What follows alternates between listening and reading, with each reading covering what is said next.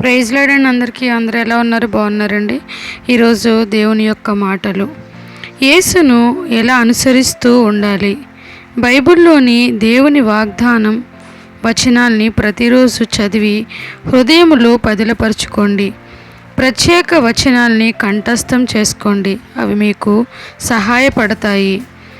దైవావేశం వలన కలిగిన ప్రతి లేఖనము ఉపదేశించుటకును, ఖండించుటకును, తప్పుదిద్దుటకును, నీతియందు శిక్ష చేయుటకును ప్రయోజనకరమై ఉన్నది. 2 తిమోతి 3:16 ఏ వేళనైనా ప్రార్థనలో యేసుతో మాట్లాడు.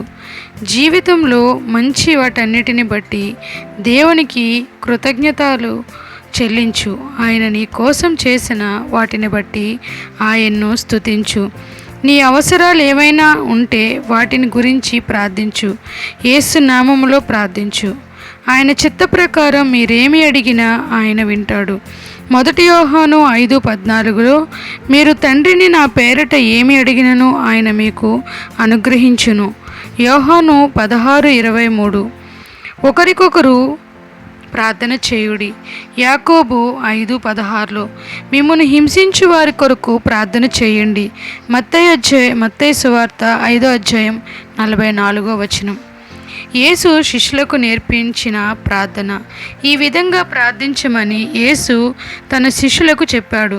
పరలోకమందున్న మా తండ్రి, నీ నామం పరిశుద్ధపరచబడునుగాక, నీ రాజ్యం వచ్చుగాక, నీ చిత్తము పరలోకమందు నెరవేర్చినట్లు భూమి యందును నెరవేరునుగాక.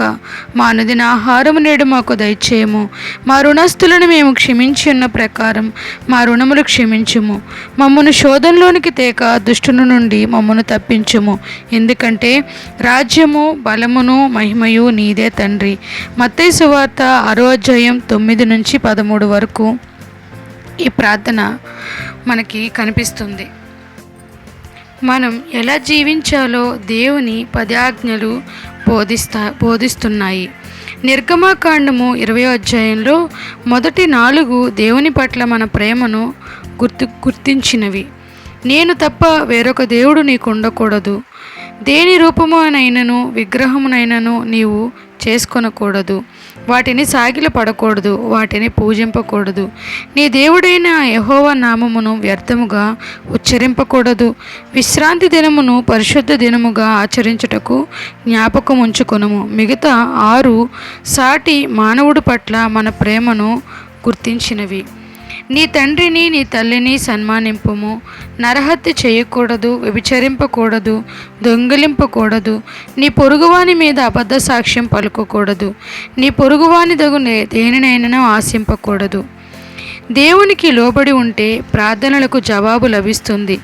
మనం ఆయన ఆజ్ఞలను గైకొనుచు ఆయన దృష్టికి ఇష్టమైనవి చేయుచున్నాము గనుక మనం ఏమడిగినను అది ఆయన వలన మనకు దొరుకును. 1 యోహాను 3:22 2 గొప్ప ఆజ్ఞలున్నాయి దేవుని పట్ల ప్రేమ. నీ పూర్ణ హృదయముతో, నీ పూర్ణ ఆత్మతో, నీ పూర్ణ బలముతో, పూర్ణ మనసుతో నీ దేవుడైన ప్రభువును ప్రేమింపవలెనన్నదియే ఇది ముఖ్యమైన మొదటి ఆజ్ఞ. మత్తయి సువార్త 22:37-38 ఉందండి. నిన్ను వలె నీ పొరుగువారిని ప్రేమింపవలెను. ఇది మొదటి ఆజ్ఞ. ఈ 10 ఆజ్ఞలని ఈ 2 గొప్ప ఆజ్ఞలలో ఇమిడి ఉన్నాయి. అన్నిటిలో ప్రేమే గొప్పది.